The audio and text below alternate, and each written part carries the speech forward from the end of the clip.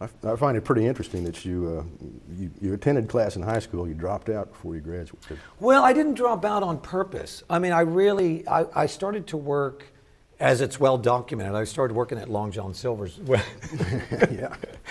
when I was 16, like a lot of people do. I mean, you just go and get a job, a temporary job, that lets you make money and start to explore what you think your life is going to be. And by the time I got to be a senior in high school, I was working a lot. And I can say it now because a lot of time has passed, and I was selling pot out of my apartment. And I wasn't making a lot of money, but I was making enough money to say, well, I'm going to just spend my time doing this. And I spent less and less time trying to graduate from high school. But it wasn't that I rejected high school. I mean, my folks and my brothers and all that, we all saw the value in just this idea of learning things all the time. I was simply running out of time, Gene.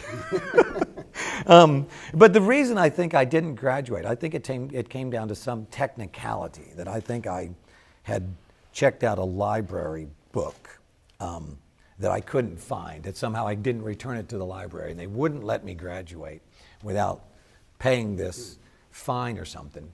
And you have to remember, I mean, now the school doesn't even exist, but it was an inner city school that was in pretty bad shape even when I started to go there. And by the late 70s, I graduated in 1979. That school was literally falling apart. And even in my mind then, I thought, how ridiculous this is. You're going to stop. I mean, I don't care if they stopped me, but I thought, you're going to stop someone from graduating high school because they owe $14 on a dumb book over there? I mean, that seems ridiculous.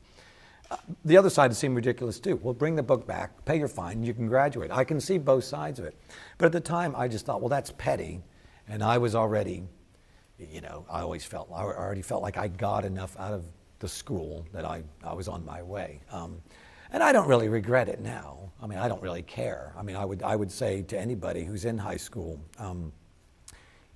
make the most of your time that you have there. Make the most of your friends and your teachers, and learn what you can from all your experiences. And I feel like I did.